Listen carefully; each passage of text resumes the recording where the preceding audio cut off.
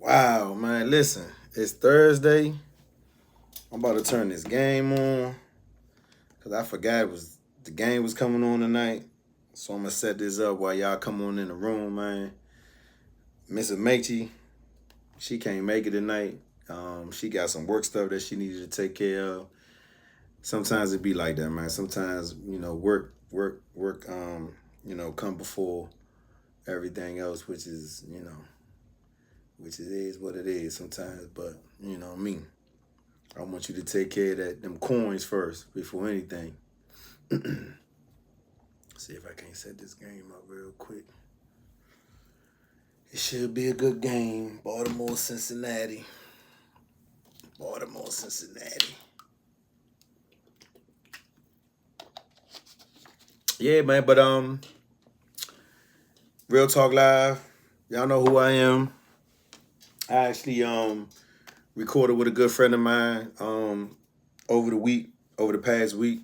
And I heard it was solely based off of a press conference that I heard with Council Member Trayon White, and he was kind of talking about the the the disparities that was going on over at one of the youth facilities in D.C. and I believe that he said that over the past year they've been hearing things about the facility. They've been hearing you know rumblings that is the youth are not being taken care of, short staff, just all this type of stuff. And so they decided to do a pop up. So they went over there and popped up to see what was going on, and he didn't like what he saw. And after I heard the press conference, it was a lot of stuff in the press conference that made me feel like, wow, like is that really what's going on? And so I remember having a friend of mine. We had a previous conversation about this same topic, but she put herself in it because she said that was actually she was actually housed at this facility back in the day, early 90s. I want to say 91, 92, I believe it was. And so now that the facility is newer, got a lot of money invested in it. She was saying some of the same stuff that Trayon was discussing in his press conference. Some of that same stuff was still going on, back in the early 90s. And I was just like, wow, like, so what's the breakdown? Like, how is it that that type of stuff is still happening, from the early 90s to now? So something must not be working. And I know Trayon mentioned that they were short on staffing. Some of the living conditions were inhumane. He was saying how the Department of Youth and Rehabilitation Services was getting like $89 million a year to fund the facility and their program, and shit wasn't going right. Shit's not going right over there. And so we sat down, we had a conversation, and it's actually up right now.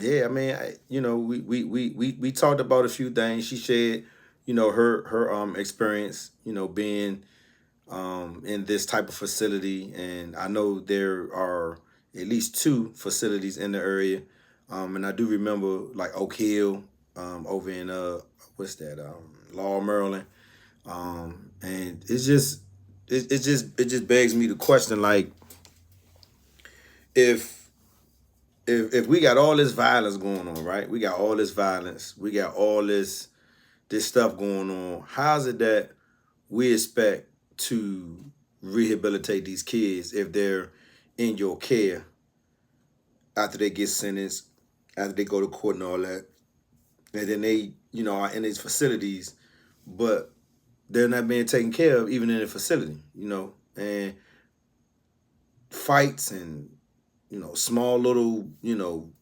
riots and stuff like that. How does that rehabilitate the kids? To me, it just I don't know. It just doesn't sit well with me at all.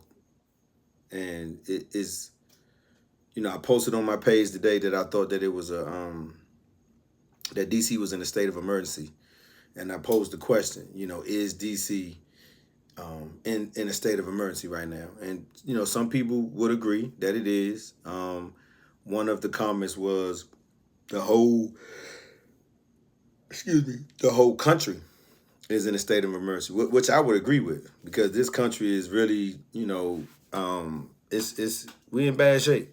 Like we walk around and we act like everything is good, but it's not. Everything is not good. So, yeah, it's just I don't know. I mean, I just for me, I was a youngster. I was 14, 15 years old. I wasn't always, the person that I am now. I did get into some shit back in the day. I think as we all have, and we learned a lot from my mistakes. Being, going to jail and things of that nature. But when I stop and think about it, it's almost as if we had a lot of options back then. Like we had um, shop class, we had barber school, we had beautician school, we had outlets. You know what I mean? We had outlets, and I think that we still have outlets.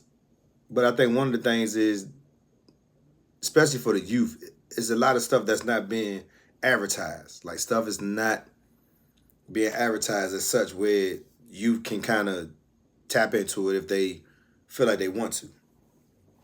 And then it's been a lot of people who I've spoken to that's in the nonprofit world, and they say the same thing. They say that it's hard to get the youth to even show up, to different programs, to their events, things of that nature. And I had one young lady tell me that they even had to, somewhat pay the kids just to come to the program, just to come and be there. And she was like, they have, all types of challenges where, the parents might not have a vehicle, hard for kids to get there. Um, There's just so many things that came up with, why the kids don't show up and the challenges that come with trying to get the kids into these programs. And there are some programs. There are some programs that these kids can get into, but it's just, I guess it's just hard getting them there. And then you got those kids that wanna see something different. You got those kids that wanna not necessarily be in their life, and want to do something different. But then you got the kids that's kind of five toes in, five toes out. And then you got the kids that's just lost, and don't know what they want, and they are out here all times of the night. They are, carrying guns. They are carjacking and all these other things. And it just, to me, it just doesn't make sense. It doesn't make sense that we cannot find a way to prevent a lot of this stuff. I know a lot of nonprofits and programs try to preach prevention. Like we don't want to see these kids, ending up in situations that may harm them long term. But how do we prevent them from, being in these situations? And it's something to think about. I mean, because I think about me being a youngster back in the day, and just kind of thinking about some of the things that I got into, and thinking about a lot of those programs that I had, that I, even though it was court ordered, some of the stuff that I had to do, but there was programs. I mean, I remember being arrested. I got locked up. I had some marijuana on me, and I remember having to go to a drug class, and I'm in this class, and most of the people that's in this class are talking about like hardcore drugs, like cocaine and um, crack, meth, like real serious alcohol. There was a few people there for alcohol, and so for me, I kind of had to tell the police that the marijuana that they caught on me was for me and not for distribution, because of course you get arrested with drugs and you and they think that you're trying to, sell drugs, then that's a different charge all to itself. But if you get caught with drugs and you tell them that it's for personal use, then it's a little leniency there, right?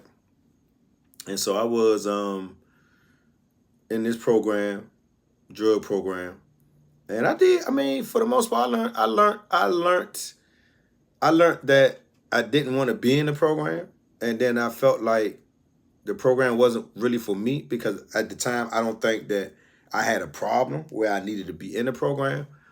But when you go through the juvenile system, they at that time they try to find ways to get you the type of help that you needed. If of course, like you said, it was your drugs, it was personal, and you okay, if it's personal, then we're gonna try to get you some help.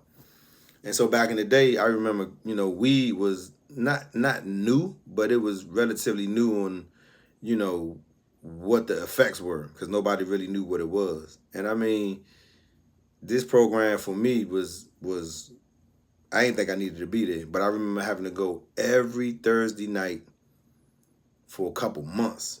And I did. I went, just so I could, um, just satisfy the court and all that stuff. But I also remember going up to Suitland in a different case or a different charge.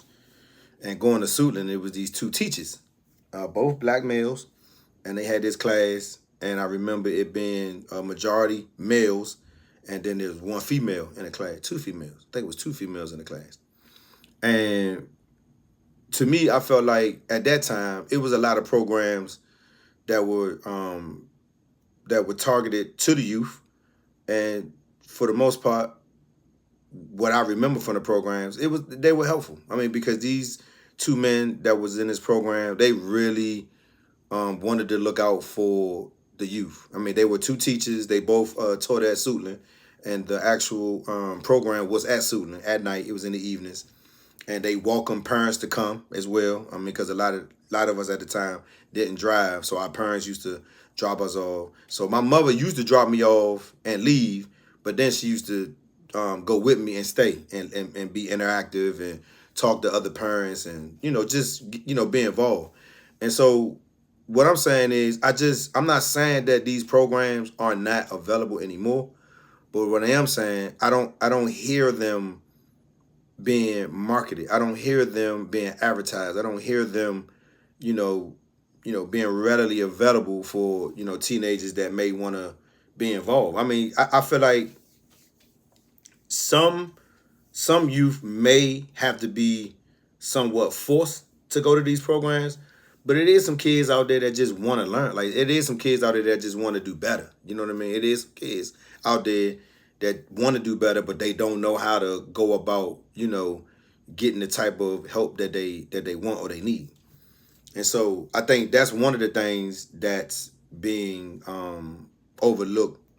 And even when I asked, this morning about, is DC in a state of emergency, I just posed the question just to see what type of response I would get.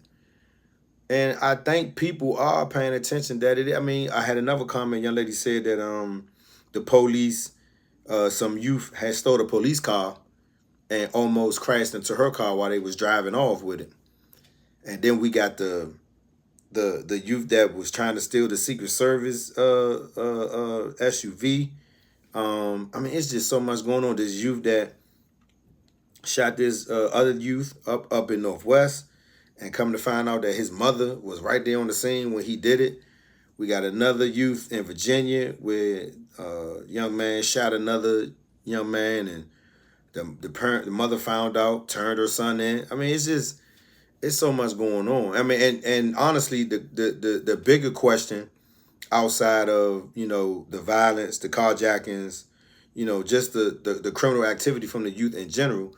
One of the things that I mentioned or asked, should parents have some form of accountability to their children when their children are out here committing these type of crimes? And I know that's going to be, it's always going to be a touchy, conversation because it's a little sensitive, and then it's a little tough because I know a lot of parents will probably say that, they shouldn't have to be held accountable to nothing because that's something that their child did. And I guess for me, um, I know all parents aren't the same, and I know all parents know where their kids are, doing the best they can, and I know every child is not going to make the best decisions all the time. Cause shit, I didn't make the best decisions all the time. I mean, just is what it is. I mean, growing up in Southeast, Sixth Street was what I knew. You know what I mean? Like Sixth Street was something that even as a youngster, riding my bike, playing football, just growing up. As a youth, it was different for me, because it was like we were outside. Like we did stuff. We rode our bikes, we played football, basketball, hung out outside, ran around, played with the girls. Freaky Friday was one of my, that was one of my best days. That was one of my best days, Freaky Friday, man. Freaky Friday came, man. You got to, man, get that good, that touchy feeling. But it just seems like now, I mean, of course, things change, times change, but I just feel like it's can't put my finger on what's missing. Like I cannot really put my finger on what's missing out here because we did so much when we were young that by the time we were finished doing whatever we were doing, we were tired. We wanted to go in the house, eat, go to bed.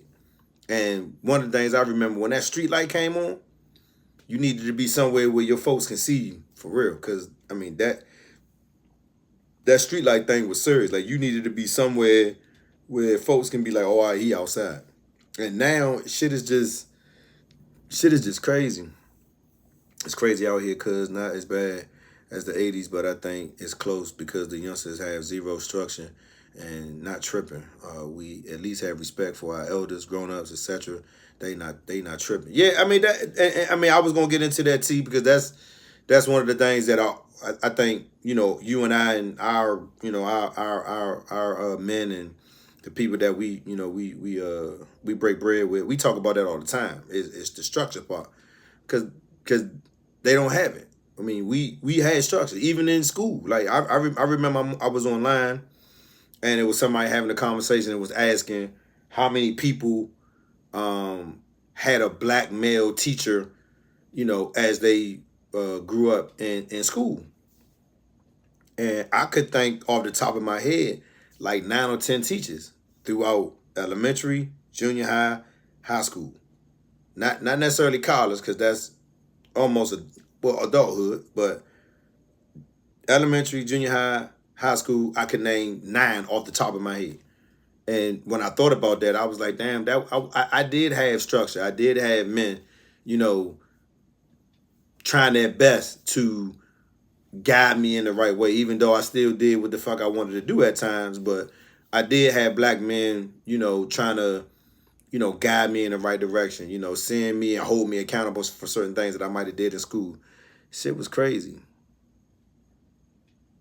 Yep. No more boys and girls clubs. No more recreation centers. No more after school programs.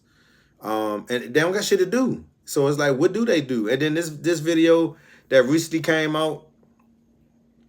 This video that recently came out with the 2 young men talking about what charge was worse than one. They were talking about armed robbery, armed carjacking versus murder. Like which one was worse? And I'm thinking to myself, like,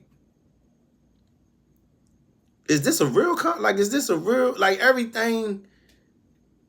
I know social media ain't going nowhere. I know that.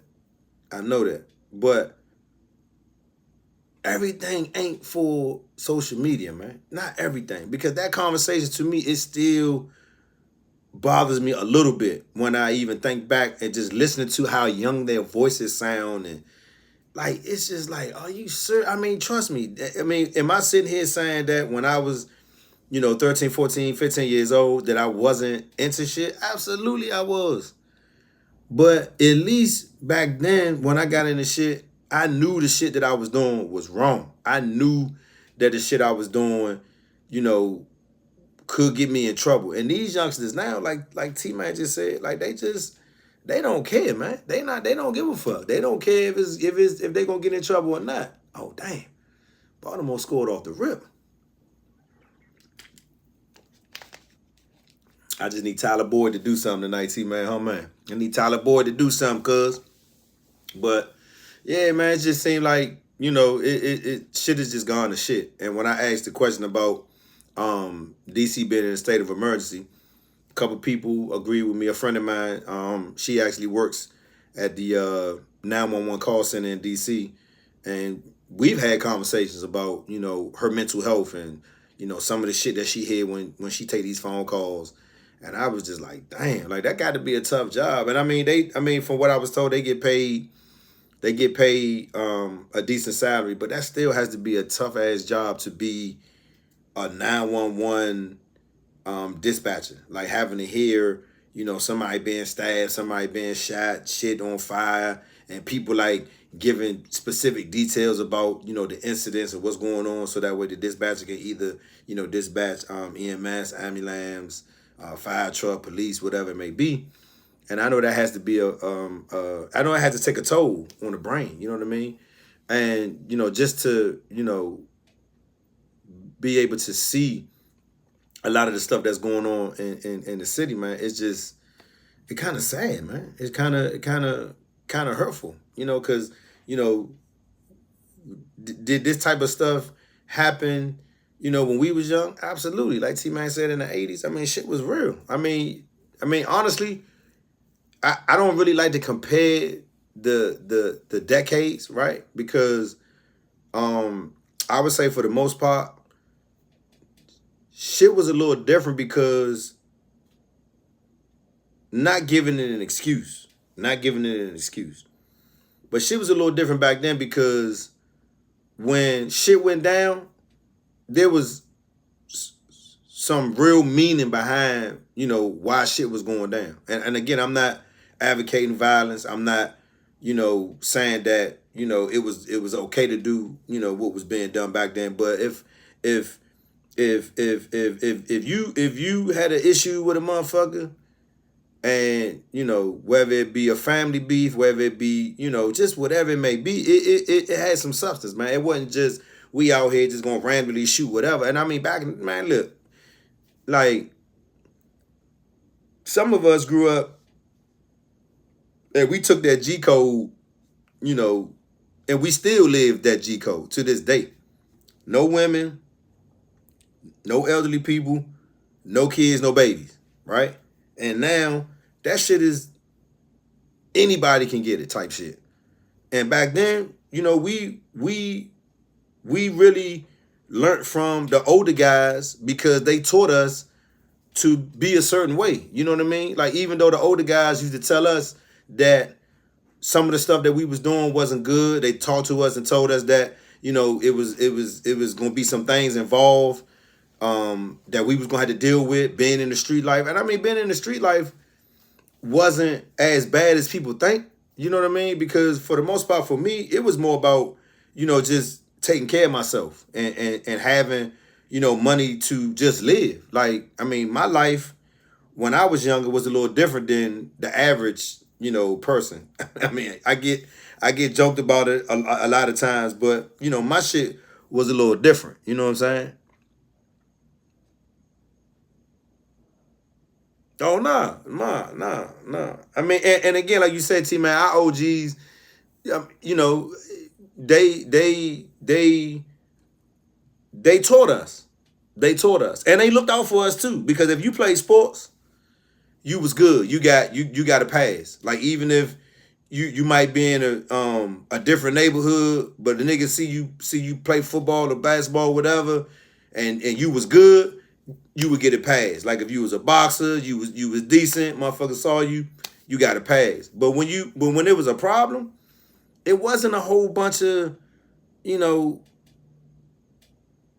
we went straight to the person that we had issue with. Like, we didn't go after, you know, the whole neighborhood, the whole street, the whole everybody that's outside, just randomly spraying people. And again, I'm not advocating violence. I'm not saying that, any violence that, happen, at any time is good. But, when you in that lifestyle, you in that street life and you kind of out there, you got to be prepared for whatever. You got to be prepared. And I mean, these young people, they think they prepared because they got these guns and they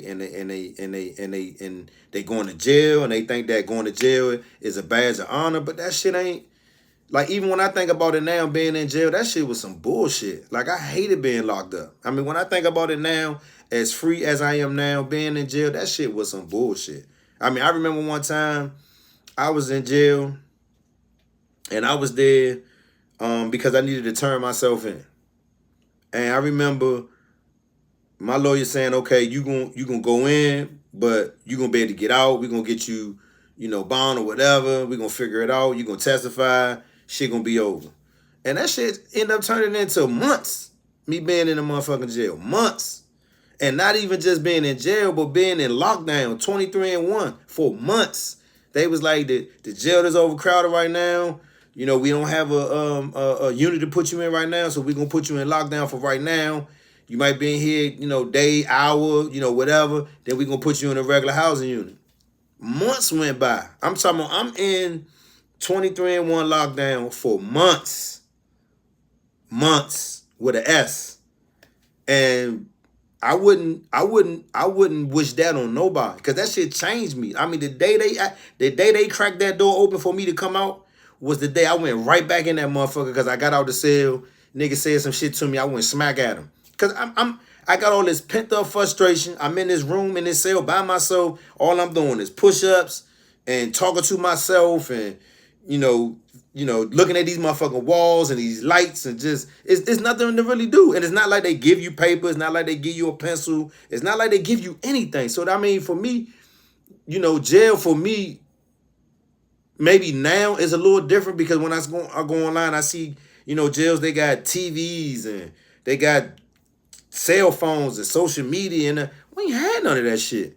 We had that little sink, that little foil ass mirror, and that motherfucking toilet. That's it. And if you couldn't come out to take a shower, how you think a nigga had to take a bath? Nigga had to get that soap and had to do that bird bath thing every day. And sometimes you was like, who the fuck am I trying to impress? If I stink, I'm the only motherfucker in here, so what the fuck? So it's just so much shit that just go with being locked up. And I think the biggest thing for me is the freedom part. Like, you're not free at all. And these youngers go to jail, and it's like some type of, oh, nigga, yeah, I was in jail. Nigga, so what? That shit is so dumb. Because when you think about the long-term effect, these private industries, they're making money off y'all going to jail. They making money. If y'all think I'm lying, and I know most of y'all know I'm not lying, but if you think I'm lying, Google how much a private jail receives off one inmate. One inmate a year. One inmate a year. It'll blow your fucking mind, because you figure if you got a jail and it houses 5,000 inmates, you times that number by 5,000, man, every year. The Correctional Corporation, I think it's called CCA, Correctional Corporation of America, them motherfuckers making millions of dollars. And these politicians and private companies, business owners, they sweep that money right in there and build these prisons. In Baltimore, before I moved down here, I remember talking to somebody, and they said that they had closed like 5 or 6 schools in like a school district, but they built 2 new juvenile detention centers, brand new. I'm like, that's interesting. So you close down schools, but then you build jails. That's okay. Like, are we not paying attention to that shit? And I mean, don't get me wrong. I know these youngers are smart, because they smart enough to know that they young. And when they go to jail, when they get locked up and go to court, they know they getting out because they juveniles. And if they don't have no real, strong charge or prior record, they coming home. And they going to get a slap on the wrist, probation, might got to take a urine every now and then, but they on the street. I know a young lady that I used to work with, and her son was murdered I want to say 2 years ago. I could be wrong, but I want to say 2 years ago because it was before I came in. So it might have been three because it was before I came in. So it might have been 2021, maybe. But kids was at a Dave and Buster's off Ritchie Road, and teenager killed another teenager, and the teenager that was murdered was a old coworker of mine. And I remember her telling me that they were at the arraignment for the young man who shot her son, and he was able to get bail. I was like, how's that work? Because he's a youth. He's underage. Like what? I mean, but they fought, and her legal team, they fought and fought and fought, and wanted him to stay in jail until his court date and all that good stuff. And I haven't checked in on her in a while, but from her social media presence, she's still out here, doing good. I mean, she's getting involved in the community with different events. She's helping other mothers who lost kids to that type of violence. We actually was going to set up an interview so I could speak to her and another mother, and it was basically going to be the two mothers, a mother who lost a kid to violence, a mother that's trying to prevent her kid from being in the same situation, and then having a therapist in the middle to kind of peel back the onion, because it's an onion, and right now the layers are being peeled back, but it's nothing really coming from it. Like it's a lot of talk about what's going on, but it's not enough talk about what are we doing to help fix it. And I mean, Trayon and his press conference just got me going, because I'm at work, I'm scrolling, and whenever I see Trayon, I try to give him the benefit of the doubt, because most of the time he talking some good shit. And I'm listening to him at this press conference, and I'm just listening to the living conditions that they saying is going on in this youth facility. And when I heard that they were giving the Department of Youth Rehabilitation Services, their annual budget yearly is $89 million. $89 million. And he was saying in this interview at this press conference that kids didn't even have soap to wash their ass. Huh? He was like, kids are washing up with hand sanitizer. I don't even know if that's safe to be washing up with hand sanitizer. I mean, I know hand sanitizer is supposed to get the germs off and shit like that, but are you really supposed to be washing your body with hand sanitizer? But if your budget is $89 million a year, you mean tell me you ain't got no soap for these young people? And I mean, just imagine the young people that's in there, that's in this situation. They're already mad because they in this situation. They locked up, right? But damn, you can't even get a certain type of humanity while you in jail. And then I was talking about recently DC jail. I wouldn't wish DC jail on nobody. DC jail is fucked up. DC jail might be one of the nastiest, most violent jails in America. And that's no bullshit. And I know Rikers Island is some bullshit. I know it's a few jails, one in Ohio, and then there's another one down in Cumberland, and then the one that's in Jessup, that one ain't as bad. But DC jail fucked up. And don't be somebody that get one of them fucked up COs who know you from Southeast, and you got a lot of mouth, or you running your mouth when you come in there, and then they put you on a tier with a lot of motherfucking niggas from Northwest. They do that shit. That be the part that when you get this, and you in the care of the police and the courts and all of that, you don't have no say so or what's going on. Go over there, stand up and do this. Do this, do that. Yeah, ain't no back talk. I ain't doing, because you gonna get fucked up. Because ain't no cameras. Ain't no like PG. I remember back in the day, Prince George's, PG County, that shit used to be dubbed plead guilty. Because if you didn't, they was gonna fuck you up until you pleaded guilty. So it's, to me, the whole being locked up and going to jail thing, to me, that shit shouldn't be a badge of honor at all. Like, just in my opinion. But then it's like, the conversation that me and two of my other men gonna have coming up soon is the OG versus the young people, because you may have a conversation or might talk to a younger person, and they may feel like the older guys that's our age, 40, 45, don't come back to the community and help them, right? And I remember me and Tony, man, we had this same conversation. And Tony, man, was like, so you mean to tell me I lived my whole life to get out of the community? Well, I'm sorry. I lived my whole life to get out of where I grew up to have a better life, to provide now that I have a family, I'm trying to provide my family a better life. So I'm trying to move myself out of the community. So when I'm supposed to go back and like put myself in harm's way to, talk to the youngers and tell them not to do certain shit. Because even if you do, they don't want to hear that shit. That shit going one end out the other. If they don't know you, if you ain't recognizable, if you ain't on IG, if you ain't a name that they know, they ain't nigga, who the fuck is you? Even though you might have put in, a certain amount of work, or you might have had a certain amount of, rep, so to say, on the street. If they don't know you, they like, man, who the fuck is this nigga? Nobody want to hear that shit. So, I mean, I get that conversation, because I know for me, just because I was that youth, I don't mind, at the time, even when I was home, I didn't mind going back and talking to the youngest all the time. I mean, even on my street specifically, I would talk to all the youngest. Like, what's going on? What you doing? You working? And they would, hit me with the bullshit. Oh yeah, I'm man, Kim, I'm doing this, I'm doing that. And then I check in with them maybe a month, 2 months later. Oh man, I got fired from this job. Now I gotta do this. And I mean, I get it because I've been there. But I'm like, if I'm telling you, to try to, find your path and straighten up now, life gets a lot easier. Because when you get in that system, life gets really hard, man. You can't find a decent. I went 5 years not being able to find a decent job, Joe. I had to work anything, temp, construction, whatever. Like whatever I could find to work to get money, I had to do for 5 years just because I had a record, man.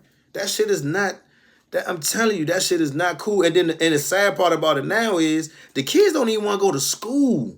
They don't even have no education. I mean, they have somewhat street smarts, which is actually a good thing, but they're not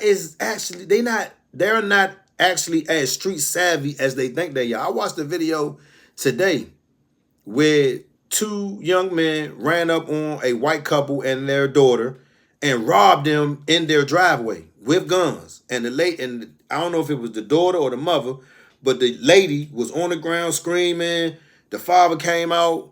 Oh, what you can have you can have whatever you want. And so the father is literally, because they running around, open the garage. And the father is like, no, you have to sit in, and then you have to put your foot on the brake and push the button, showing them how to turn the car on so they can have it.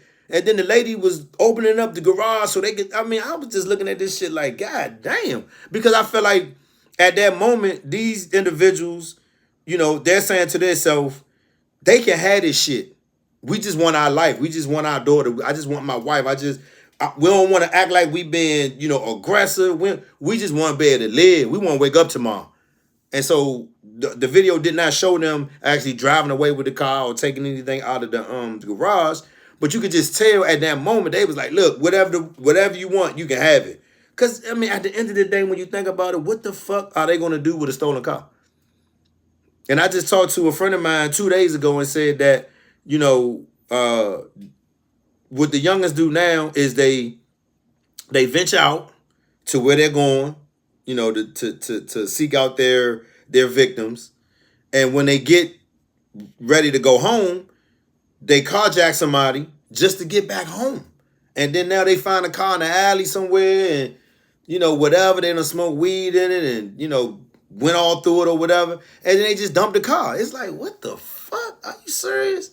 So, I mean, can I relate to some of this shit? Yeah, because, some of this shit, I'm not gonna say I've ever carjacked somebody, but I might have, been in a couple cars that wasn't mine a time or two, But as far as the carjacking and with the gun, that make the crime much more harder.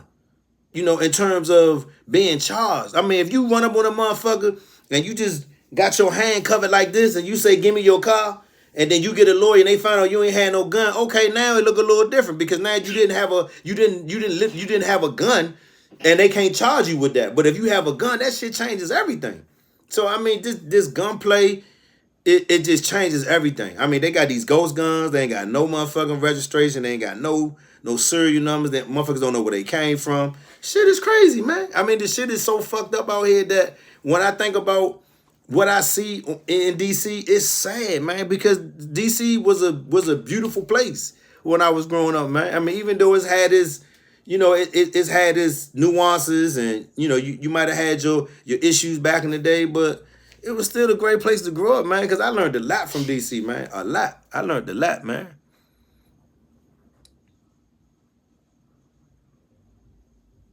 Gladiator Academy. That's a great AT, man. That's a valid point, cuz. That is a valid point, man. Cause we was in the jungle, but we did have structure. We really did. And we understood the rules of engagement, so to speak. So, shit was crazy, man.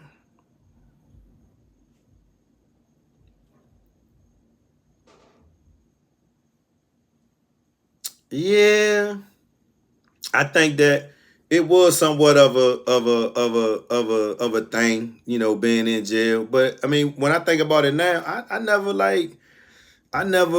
looked at it like, jail was like, you know what I'm saying? I mean, I don't know. I mean, it's hard for me to define it now. I mean, I get what you're saying, because niggas say you was locked up. Oh, you was locked up, cuz. Oh, okay, you out now. You know what I'm saying? It made you look a certain type of way, but when I think about jail now, I'm like, man, shit, I ain't even listen. I remember when I got out of jail, up in Marlboro. I remember one time I had a delivery up that way. Man, I didn't even want to drive past the jail. I didn't even want to ride past Deal Drive. Like I turned down that street and I knew where the jail was. I said, man, I don't even want to do this delivery. The jail right there. That shit had me motherfucker. I was like, man, I don't want to ever see no parts of that shit. And I just made a decision. And I think that that's what's gonna have to happen. It's gonna have to be a whole lot of, decisions that's gonna have to be made with these young people, man. That they just decide that this is not the life that they want to live because it's not a fulfilling life. It's really not. It's not a fulfilling life. Never seen it as beautiful, but it's home. Yeah, I mean, the reason why I say beautiful is because I've had a lot of beautiful experiences in DC. Like I've had a lot of beautiful experiences, growing up.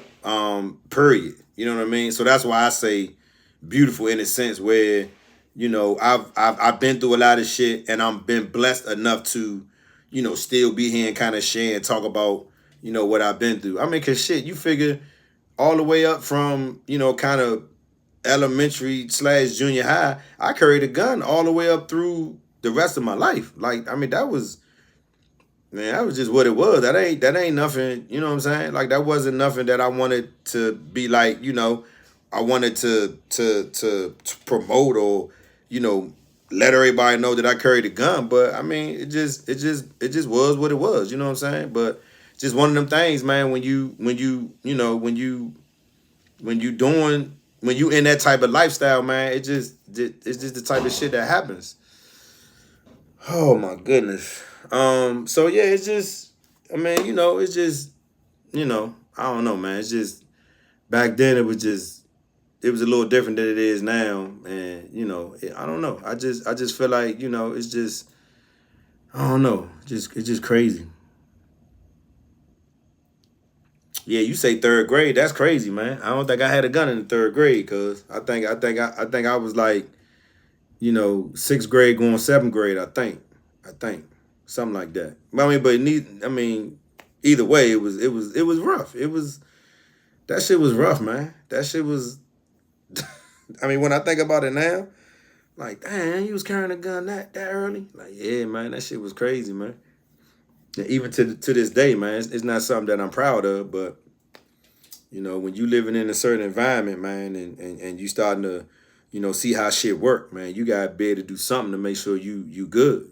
I mean, it wasn't like I was out here beefing with everybody, or I was that dude that that had beef and shit all the time. But even still, I mean, it was a jungle, nevertheless. And if you didn't have something to protect yourself, shit got real for you. I mean, I remember one time, me and my man L coming from Ives Mall, and instead of us staying on the P12 to come all the way past, I mean, the P12 would literally stop right by our street before he even went down Eastover, and all we had to do was get off the bus and walk in our parking lot.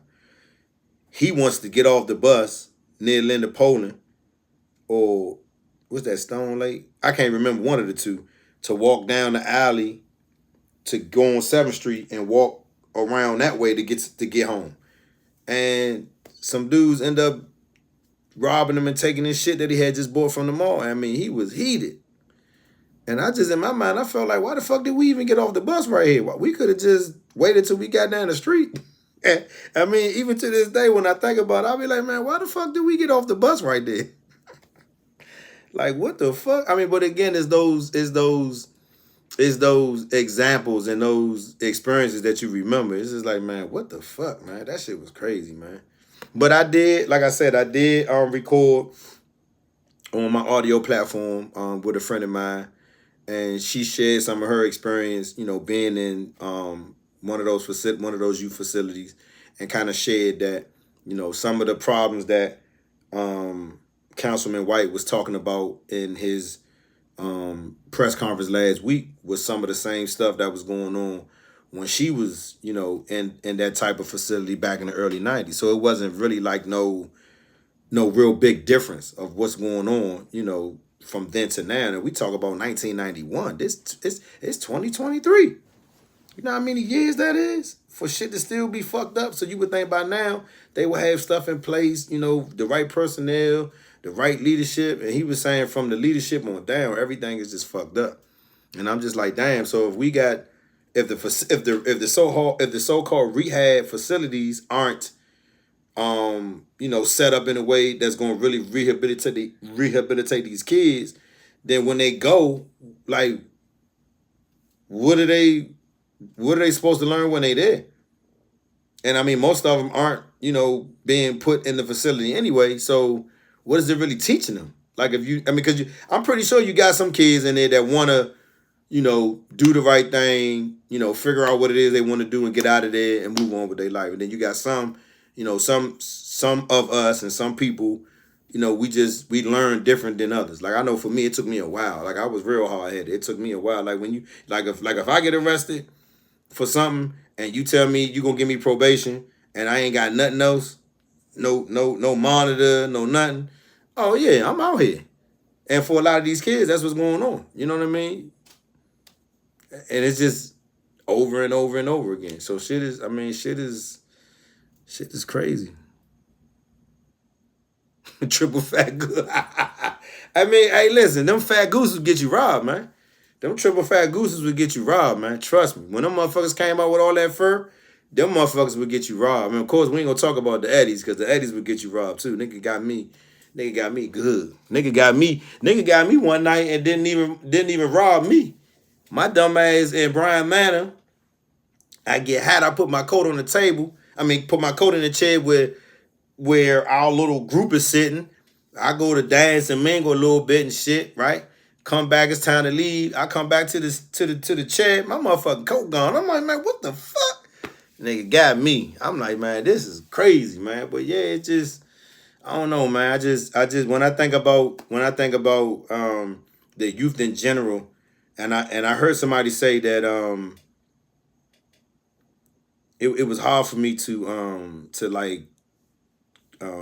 really take what the person was saying. But if I'm not mistaken, somebody posted in the group that when a youth is 12 years old, 13, whatever, that their brains are already fully developed, and it's it's taking me some time to really um find the value in that. Cause I can imagine when I was 13, I probably knew what I was doing was wrong, but I don't think my brain was fully developed where I would know, nah, I ain't gonna do that shit. You know what I'm saying? I mean, cause I was an adventurer. I wanted to see what you know what I'm saying? I wanted to, oh shit, that shit look fun. Let me do that. You know what I'm saying? And I mean, when your brain is fully developed like mine right now, it's just some shit I'm just not gonna do. I mean, I'm not even gonna argue with you about it. I'm not gonna go back and forth.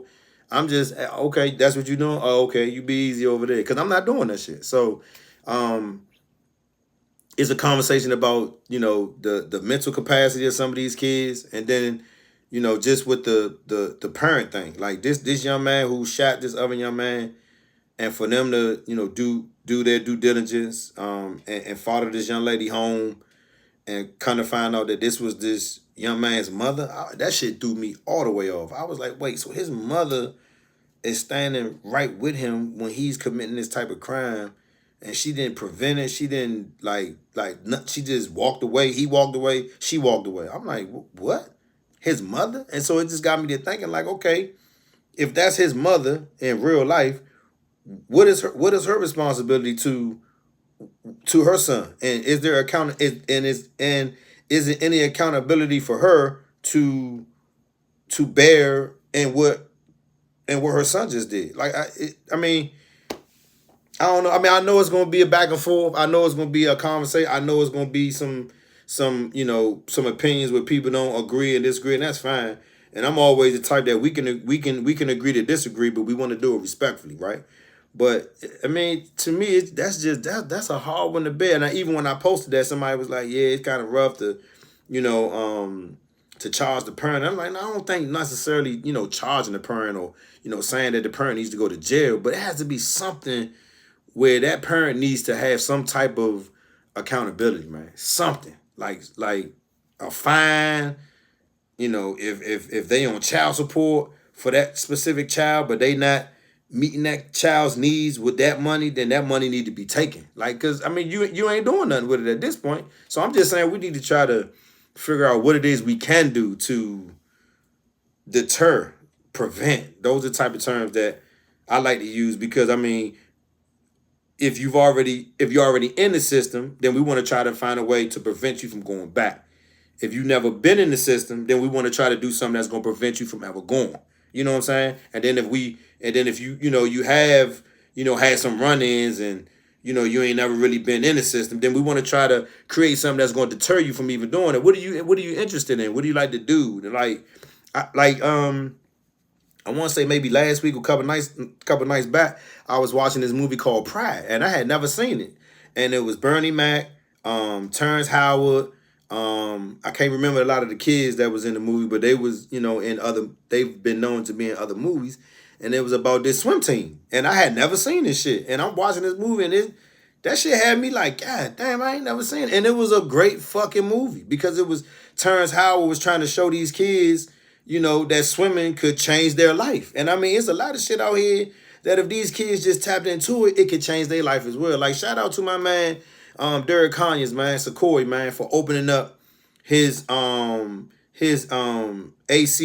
school, I'm sorry, business, and then turning it into a school. And now he got people, from all walks of life coming to his school, getting certified, getting jobs. Shit is changing people's lives, man. I talked to him on the phone. He was like, Cam, I can't believe this shit. He said, my man, I got a over 70% successful rate in my classes, man. These people is really coming in. They learning how to do HVAC, and it's changing their life. And they getting paid. They taking care of their family, and that's what it's about, Joe. That's what the fuck is about. And I mean, it's just sad that we got so many youth that's just out here just lost in the sauce. Like I always think of this song on the Ghetto Boys album, Blind Leading the Blind. Blind leading the blind. I could think about those words in my head now, the lyrics to the song, and that's what the fuck is going on out here. It's the blind leading the blind. Motherfuckers just out here just, blindly living life, and now, 20, 30 years later, they done fucked up their life. Now they going back to the youngers and telling the youngers the same dumb shit, and now they leading them to the dumb shit. Like, it's crazy, man.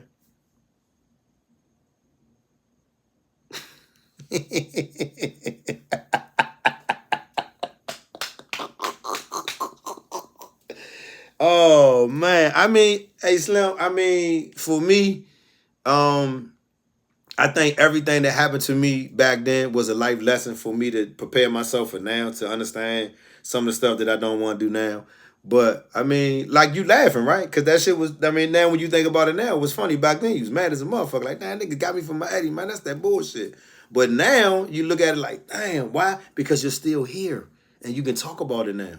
There's a lot of motherfuckers that can't talk about, their past experiences because they don't have any past experience because they're not here no more.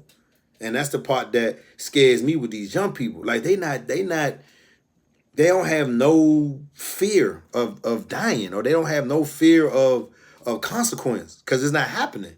You know what I'm saying? So it's just, I don't know, it's just crazy. It's really, it's a crazy thing to think that their mindset. You know what I'm saying? Like I know it's not DC's not the only place that is happening, but I like to, be specific with DC because that's where I'm from. But that shit is happening down here too. Carjackings down here is happening regularly. And I mean, until I moved to Florida, I used to see all these videos like on Instagram and on Facebook. And I never really paid attention to, where they were from because I never really, I just look at it. But now, man, it's some wild shit. They got this segment on the radio, or I think it's either the radio or it's like a website or some wild shit. And it's called Florida Man, where you go on this website and they show you all the crazy wild shit that Floridians do. And it's some wild shit. Like it's a lot of wild shit down here. So that's why I'm saying it's not like DC is the only place that is happening, because it's happening in a lot of places. But DC is near there to my heart because that's where I'm from. And it's just sad to see, it happening in that type of rate. And I don't really hear, anybody talking about, what's being done. I mean, I'm going to holler at my man Vaughn, hopefully before this week is out, because he posted something. He was saying how they're trying to develop this ecosystem of prevention. And I want to hear more about that. I'm like, I want to hear what that looks like. You know what I mean? Because we have to give these youth something to prevent them from being in that lifestyle. And we have to show them that this lifestyle isn't going to be what you think it's going to be. I mean, are all of them going to bite? No. You're going to get some that's going to rebel. You're going to get some that don't want to hear that shit. And that's cool. But if you get one, and then he go and get one, and then that one get one, then you got a reoccurring effect where it's like, man, this shit ain't where it's at, home. And you can tell the youngest now blue to the face. This shit ain't where it's at. They look at you, who is you?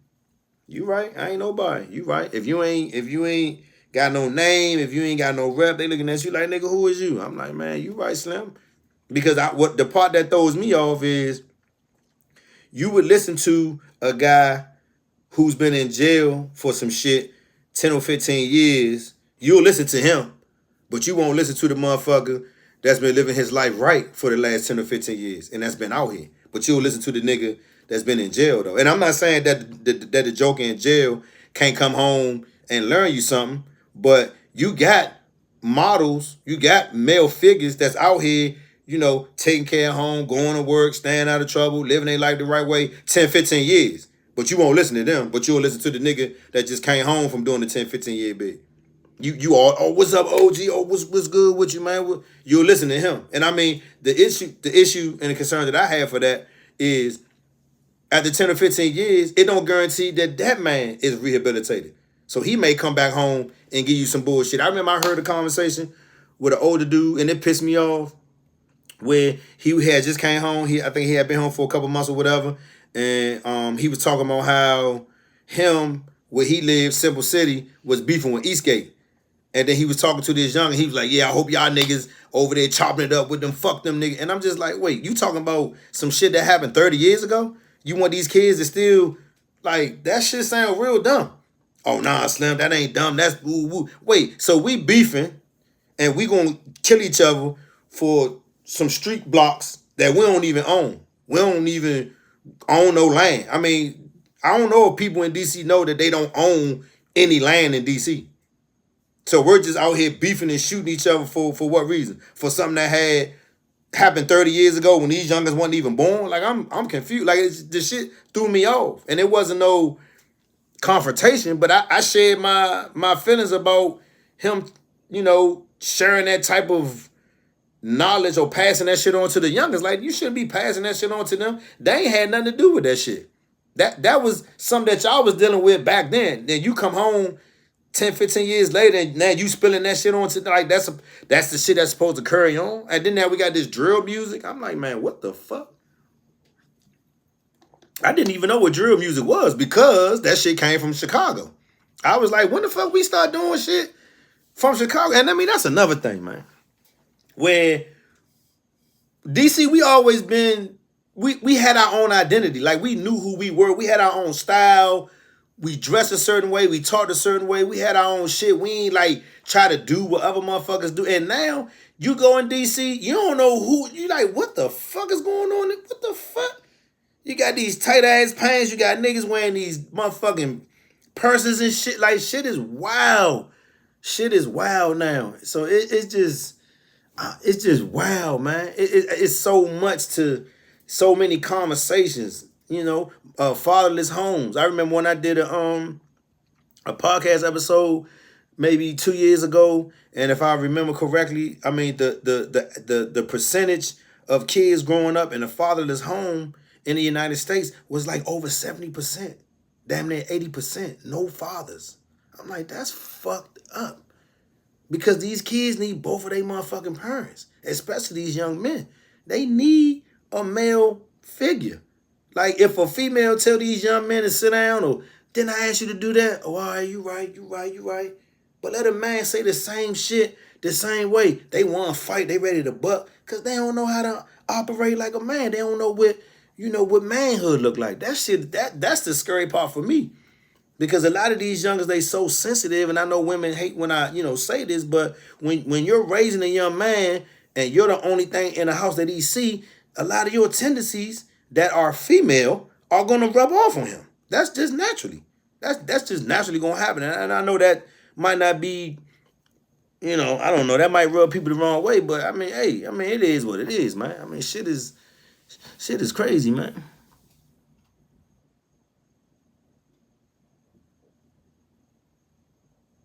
Hey, man, Grandpa always kick game, though. Grandpa, I mean, he would talk shit to me.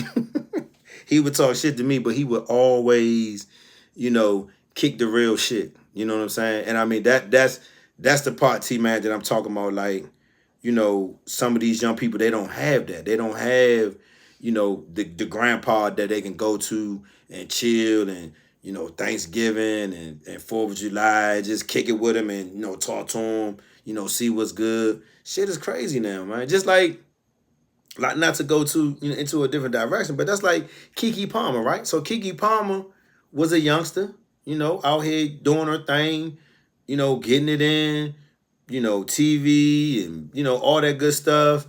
And I remember not really hearing nothing about Keke Palmer until now. And after this Usher shit just went left. Now it's out that her baby father was beating her up, and he was real abusive and all of this and that. Then the mother was on the phone with, I think she was on the phone with Keke's baby father, trying to explain to him that Keke ain't want nothing to do with Usher because Usher was gay. And that was all over the internet. And now it's coming out that she got a restraining order against this nigga. Like, what? Like, so you was with this dude and this shit was happening, and now that it's like kind of out there, now you got the restraining order says that he can't be around Keke or his child. And I mean, again, right there, it just, when I say that, it make me cringe. Like, dang, this man got a whole son, and now he can't even be around his son. Like, that's, man, the life that we live in, man, that shit is way different now, man. Shit is way different. And I can't really, explain, what's going on. Who is that, Tyler Boy? Nah, I can't really explain what's going on, but it's wild, man. It's wild as shit out here, Joe. And I wish I could have had Amechi on here, man, but she had to work, man. She said she was mad she missed it the last two times, but I'm gonna try to get her back on here as quick as I can because she texted me. She was like, "Man, I gotta work late again. It's some bullshit. I knew they was gonna do this to me." She was like, she was ready for Thursday night. I said, "Man, listen, work come first, man. Don't even worry about that, man. Get that money. We can always do this shit later, man." So I don't know. I don't know, y'all. I mean, if y'all get time, man, check out my latest audio recording. I put a little bit of Trayon's press conference, in there to, give you some context before we start talking. But it's rough, man. It's rough out here. Keke got it rough. The youngest got it rough. Joe Biden, he got it rough. I mean, shit fucked up, man. Like, shit is fucked up, man. I mean, I know people, say they don't vote, but I'm just curious to know, like, how many people gonna vote for Joe Biden again? After they fought us, oh, Joe Biden, fuck Trump, Joe Biden, and we get Joe Biden, and then look where the fuck we at. Like, to me, it's just shit crazy, man. I was telling folks, man, not too long ago, man, I wouldn't mind seeing a female president. I mean, just what the fuck? How much worse can she? How much worse can she do? Like, these dudes that's been in all these last two dudes, Trump, Biden. I mean, shit, I can say Obama because a lot of stuff didn't happen on his watch. And I mean, now that I'm learning about a lot of stuff that, was passed for other ethnicities and not necessarily us. I mean, it's a lot of people that can say, oh, Obama ain't do shit for us. So, I mean, I'm just saying, even with Obama, even with Bush, I mean, just all these males that's just president. Like, why can't we have a female president? I'm curious. Like, I'm ready for something different because this shit ain't working. This shit is not working. And this man sent billions of dollars to Ukraine, and now he's sending all that money over there to the Palestinians. Man, shit is like, and we paying for it. Shit is fucked up. Taxpayer money. Shit is fucked up, man. Shit is really, really, really, really fucked up, man. Who was that? Tyler Boyd? Yes. Yes. Give me some points, cuz. Y'all see me. Give me some points, cuz. Yeah, but man, I just wanted to make sure I came on here because, tonight was my scheduled night. And right now, my laptop is down. And so I talked to a repair guy on Monday. So when he get back in town, I'm going to take out my laptop. He's saying he think he can fix it. He think he can swap out the memory card and, add some memory and, reboot it and this, that, and the third. So we going to see. And then he also suggested that when I go live to get a smaller router and put it in this room and hardwire it to the laptop. So that way it doesn't have to be Wi-Fi signal. It can be directly from the router. So I'm going to try that. So, yeah, So yeah, y'all, I mean, y'all know how I do, man. Just try to, talk about shit that's on my heart. I mean, a lot of times it might not be what y'all want to hear, but it is what it is, man. I mean, I always hear people say what I should be doing and, oh, you should be doing this, and you should be doing that. Nah, I'm doing what the fuck I want to do. Cause I don't let people move me and I go with the trend and do what the fuck everybody else doing. I ain't never been like that. I ain't never been no motherfucker that just do shit just for shits and giggles. I mean, I ain't gonna start doing that shit now. I'm done voting for president. I may continue to do local stuff. Yeah, I mean, voting for the presidency is fucked. And I would say, as black people and people in general in the community, voting locally, that would be your best bet, to vote locally so that shit can impact your community like quicker. You know what I'm saying? Putting the right people, sheriff and attorney general and mayor and governor and those, you know what I'm saying? Cause the motherfucking governor down here, this nigga, man, that little nigga wild as shit. So voting on the local level is definitely, something, to kind of pay attention to. Because the presidency, that shit is, I mean, anytime you got, and I don't know how true this is. I heard this on Ricky Smiley. And then I saw it on one of I don't know if it was Facebook or Instagram, but The Rock, the actor, said that he has been approached by both sides, Republican and Democrat, to ask him to run for president. I was like, what the fuck he gonna do? Like, what? Like, come on, man. That's like talking about Ronald Reagan all over again. I mean, because Ronald Reagan was an actor, right? And he sure acted like he was a motherfucking president. So it's just, I don't know, man. Shit is just crazy, man. I just want to focus on me, my household, my family. Try to provide something better for us, so we don't have to worry about government. We don't have to worry about putting our hand out for help. We just want to be self sufficient in our little community. I mean, me and Tony, man, and sis Cecilia, man, we always talk about having our own community, like building something where everybody in our community is family, or either people that we know, and we vote whether they come and move in our community, and we isolate ourselves. We grow our own food, we go hunting, we fish, we grow, we do everything ourselves, versus having to deal with the outside world. Because anytime you got places like Italy that's saying GMO, fuck that, we not doing that. Why the fuck the United States can't do that? I mean, my man Head was in the Air Force, and he was stationed in Italy. And I remember one time when I had first started doing my shirts and shit, I had sent Head some stickers and some shirts, and he posted them. And I remember him saying that I want to say he said it was the Hard Rock. That it was the Hard Rock, and outside they had this wall, and it was like people just leave right on it and stickers. And man, that man put my sticker in Italy on that wall, and I told him one day, I'm hoping it's still there. He said, Cap, 9 times out of 10, it's still there. This wall is for people to, like that place in shit. I think it's in Europe where they go to the little bridge and put the lock on the bridge, and they put their initials and stuff on it. Oh, Paris. There you go. So he said it's similar to that, where he said 9 times out of 10, if I go, that sticker should be there. So if that sticker is still there, I'm going to find that motherfucker and take a picture in front of that junk. But my man here was like, over in Italy, they don't play that shit. Everything over there is fresh. Food is fresh. They don't do no anti nothing, no GMO. They don't do none of that shit. I say, but it's so fucked up what we are subjected to in the United States. And he was like, man, you know what time it is? About money. Of course. Yeah, I know it's about money. But goddamn, we the ones that suffer from the shit. So it's just crazy. Hey, listen.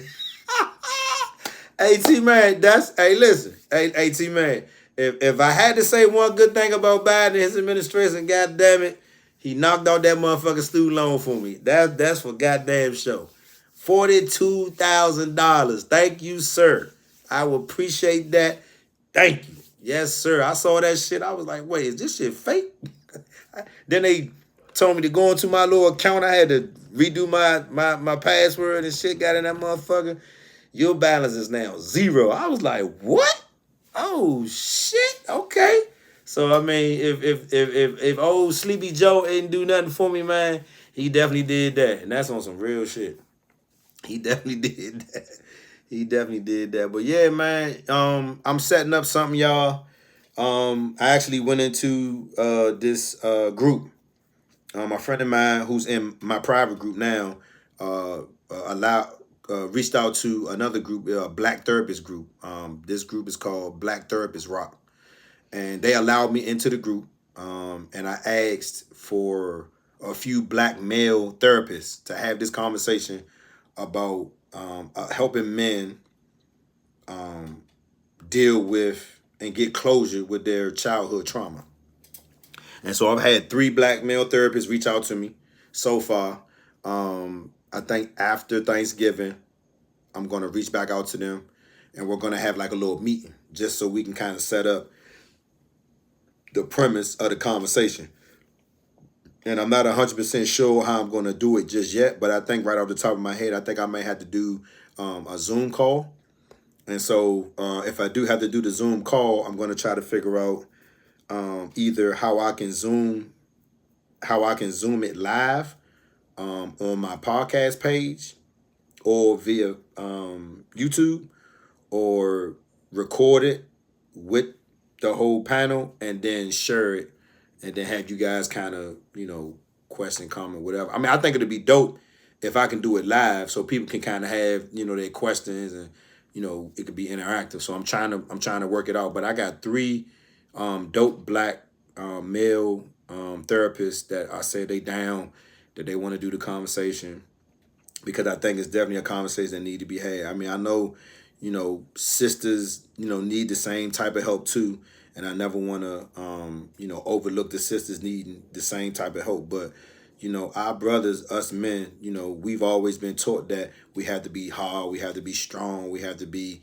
so, unemotional, and now, at 45, I really wish I didn't have to grow up like that because that's bullshit. Because the reason why I got into a lot of the shit that I got into was because I was holding on to that shit. I was holding on to my emotions, trying to be tough, and then that shit came out violent versus coming out in a natural way, with tears and emotion, but it came out with violence and vengeance and aggression. You know what I'm saying? So I just wish I would have had some help back then, but I didn't get it. But everything happens, for a reason. Everything happens in its own time, and I'm glad that I eventually got, some of the help that I needed. And I want to have this. I'm welcoming this conversation because I want it to be impactful for other men that may not want to speak out loud, but at least it may do something for them inside. So they may reach out to myself or some of the therapists on the panel. I'm gonna make sure the therapists share all that information. So if somebody needs to reach out, they can. We have actually 3 or 4 certified therapists in our group, in the Real Talk 6-man group on Facebook. And they don't make themselves known too much, but I know all of them because we've talked in inbox. And if it's anybody that ever, just wants to talk to somebody, I can always, use that resource and reach out to them and see if it's okay, and then put y'all together. Because I mean, it ain't nothing wrong with, getting that raw energy, that negative energy off, because it takes a lot of weight off you, man. It really does. Yeah, I mean they did, T man. That's no bullshit. The scars definitely made me. I mean, it's just um like the shit that I went through though mentally, to get through those scars, man. That shit that was tough. That was actually tough, man. I mean, because it was times that, I really was sitting in my room nights, thinking to myself, was I really gonna make it? Like, was I gonna see, 18, 21? Like, was I gonna ever get out of DC? Was I ever gonna, see other states? Was I ever gonna go out the country? Was I ever gonna have a passport? Was I ever gonna have kids? Like, I was having all these thoughts sometimes, man. And I mean, I didn't know back then, but I didn't know that I was having panic attacks. Like, I didn't know what it was. I mean, who knew? Anxiety. Like, I didn't know what that was back then. And I mean, and a lot of us was having a lot of that stuff and didn't know what it was. You know what I'm saying? PTSD, to me, I hate to say this, but automatic. If you grew up in a hood, if you grew up somewhere where it was tough, you had to survive. That was automatic. You know what I'm saying? That's why I miss having those conversations with Mel J. But I remember doing a whole series on my podcast, and I'll resubmit or I'll repost because I did a whole like 3 or 4 part series on PTSD, and I did it with various people. I even did it with one of my coworkers, if I can remember correctly. I did it with one of my coworkers, and I want to say he was in. I want to say he was in the Navy, and he talked about having PTSD from his father because his father used to beat the shit out of him. And he remembers when his mother used to drop him off to take him to his mother's house. He would have these anxiety attacks, these panic attacks, because he didn't want to be, with his father because his father was abusive. So I mean that PTSD shit, that shit, and then he also talked about it from the military side because he had a friend who's in the military and he hung himself. He committed suicide, and then he went to his house to visit him, and he found him, dead. So it is that PTSD shit is real too. So I just want to have this conversation to kind of, open up the bigger conversation with men to see, how it is we can help them, open that wound and start, kind of digging that shit out and getting it out of them, man. Because we got to get that shit up off us, man. That's true. I agree with that. So Tony Man said growth is eternal. The moment we stop growing, we start dying. And that's hey, that's some of the realest shit right there, Slim, for real. Cause that's real talk. I mean, even today now, like things are, opportunities are happening, in my life, and I mean, am I excited? Absolutely, but it's more like, you start to think that at a certain age that things aren't gonna happen. Like you're like, damn, I'm 45. This shit ain't gonna happen. If it ain't happened by now, it ain't gonna happen. And we live in a life now. We live in a society now that's really not true. Like you can come off at 45 and shit can take off from there. But you be like, dang, that shit took forever. But sometimes you got to go through a rack of shit in order to get it, to be prepared to hold on to it. You know what I'm saying? If I would have got some of the shit that I got now back then, I'd have fucked it up. I'd have fucked it up. Even some of the money that I think about that we made back in the day, T. I talked to my man L. Man, we spent so much money on cars, drugs, women, just dumb shit. We ain't invest in no CDs. We ain't invest in the stock market. We ain't, buy no pay phones. We ain't, buy no vending machines. We ain't do shit. Nigga bought shoes and clothes and weed and alcohol. We ain't do shit. So the shit that we learning now, it's always that if. If I would have known what I knew now back then, and it's always that if. And like my father used to always say, if was a fifth, we all be drunk. And that's just what it is. And I'm just glad that, a lot of stuff is happening, and we do have social media, and we do have this thing called Google, and how we can, research YouTube University. We can, go to YouTube and punch it in, and it can tell us and give us, the cliff notes. I mean, over in I want to say either Korea or Japan, Google is there is no Google. Like there is no cheat sheet. They nah. Just like with the TikTok and shit.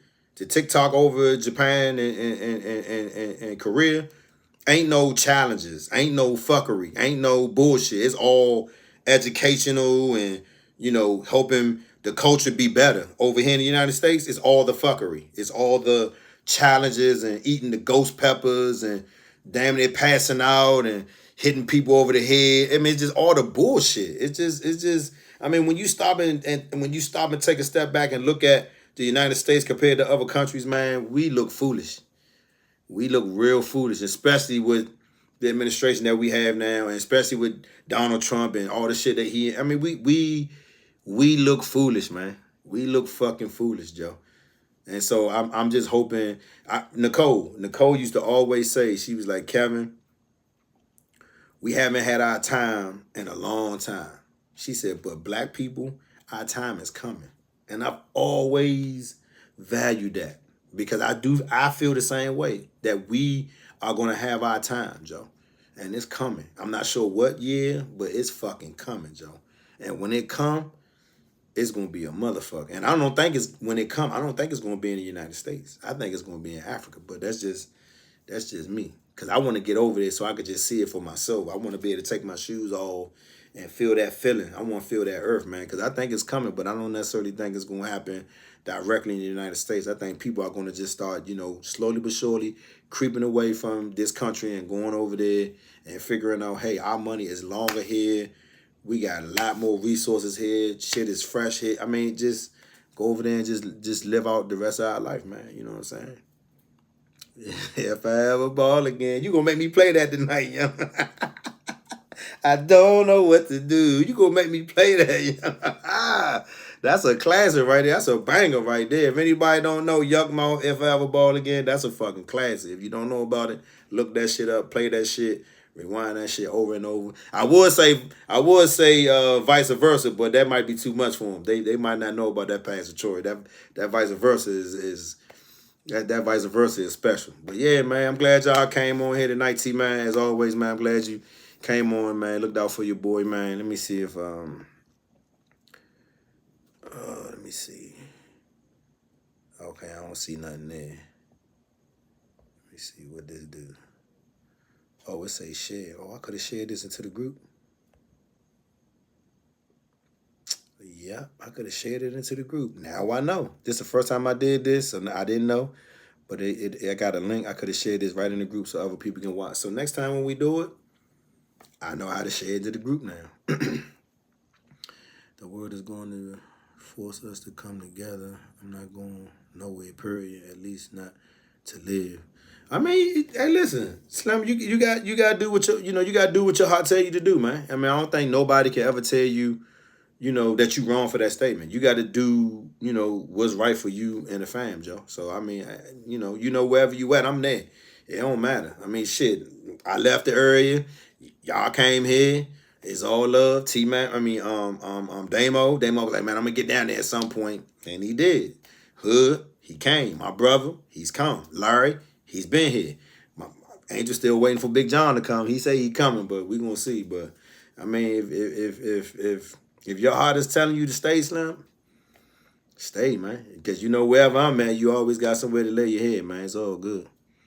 Yeah, vice versa. Yeah, I can't play that tonight. I'll probably play it while I'm at work. But if I have a ball again, I might play that tonight before I go to sleep. That's my shit right there.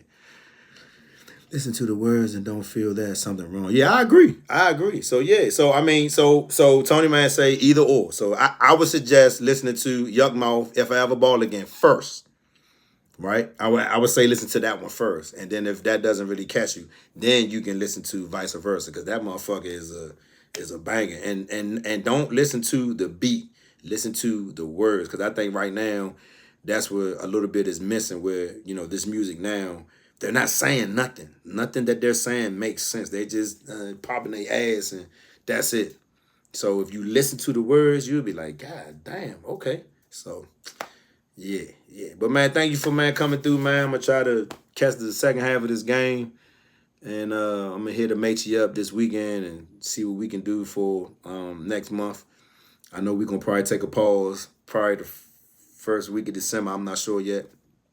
Cause I think she coming down here for her birthday. So I'm gonna call her and see when that is, because I may hold off on the first Thursday of the month and wait for her to get here so we can do it together like this together. So I'm gonna try to do that. But yeah, man, Real Talk with the Six Man, IG, as you can see, YouTube, Facebook. And if y'all got anything y'all ever want to talk about, anything y'all want to ever discuss, just hit me up. I can't do it all by myself, man. I mean, my group members, they always, hold me down in the group with different topics and stuff, keeping the energy going. But if y'all got anything y'all ever want to get off y'all chest, man, hit me up, let me know, and I will get back at you as soon as I can. So Thursday night football is on. It's getting a little late. I gotta go to work tomorrow, or y'all gotta go to work tomorrow. So I'm gonna sound off with, just be kind to each other, love on each other. There's not a lot of love no more. So man, we gotta do that, man. And like I always tell y'all, be better than you were yesterday. T! Love you, man. I'm out, man. Y'all be safe. Be easy.